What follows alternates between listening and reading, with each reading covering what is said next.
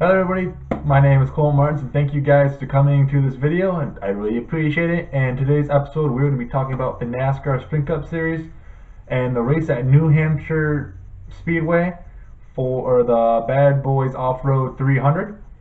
And this is also the second race of 3 in the round of 16, so still the 2 races left before we start eliminating 4 drivers from the 16.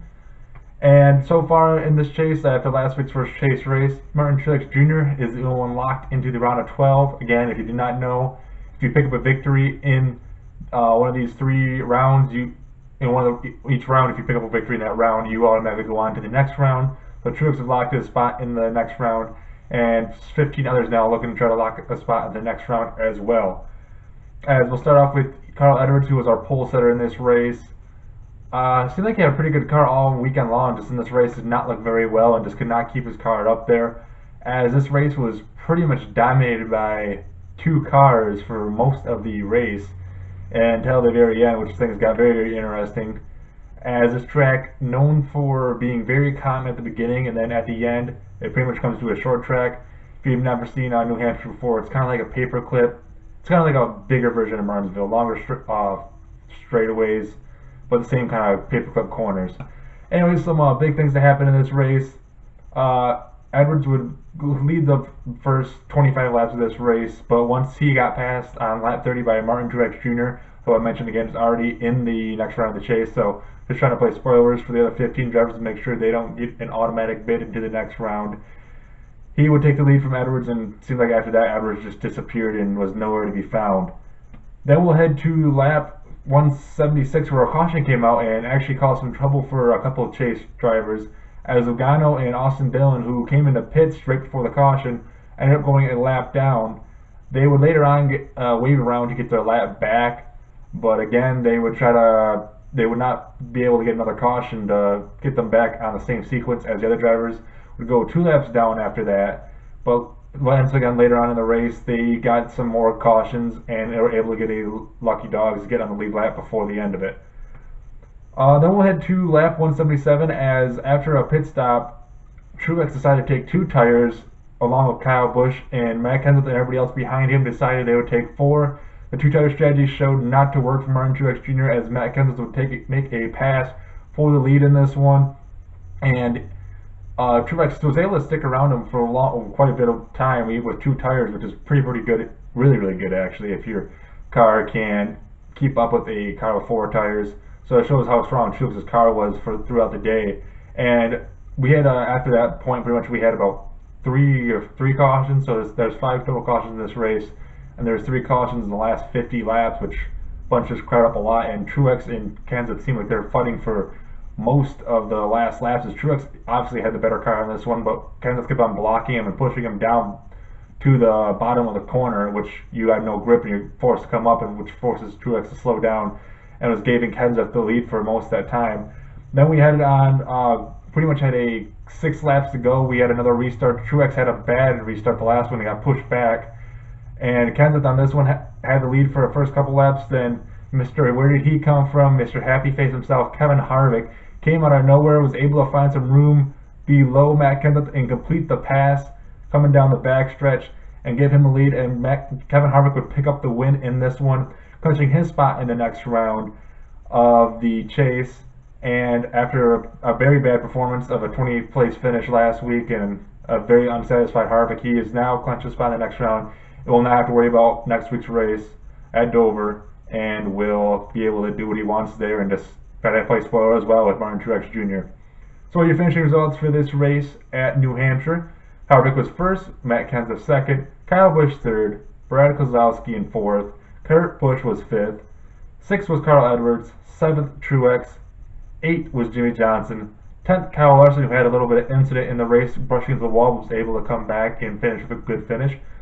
Joey Logano, like I mentioned, went 2 laps down at one point. He ended up finishing 11th, so a good average finish for him. Chase Elliott would finish 13th. Denny Hamlin in 15th. Austin Dillon ended up finishing 16th. McMurray would finish 19th. Stewart would finish 23rd, and Chris Buescher would finish 30th. So overall, that was all your chase drivers. I just wanted to mention them because they're the main guys on this point.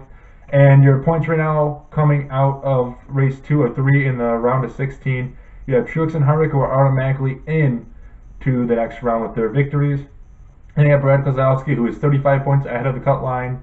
And third and fourth, Kyle Busch, who is 33 points ahead of the cut line.